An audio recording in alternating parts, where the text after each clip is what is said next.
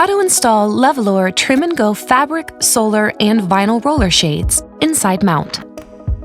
Let's get started. Here's what you'll need: metal tape measure, pencil, flathead or Phillips head screwdriver, drill with 1/8 inch bit, a ladder or step stool if needed.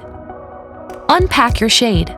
Remove and set aside brackets and included hardware. Slide the hem bar into the bottom of the shades. Measure the width of the shade tube from end to end. This width will determine where your mounting holes go.